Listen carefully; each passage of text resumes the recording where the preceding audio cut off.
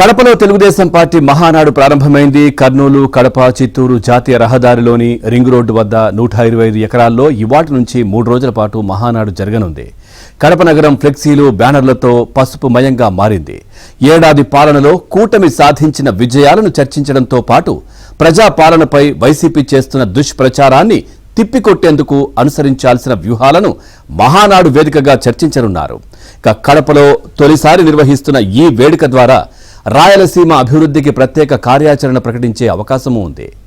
లోకేష్ యువగళం పాదయాత్ర సమయంలో ప్రకటించిన రాయలసీమ డిక్లరేషన్ను సవివరంగా చర్చించనున్నారు.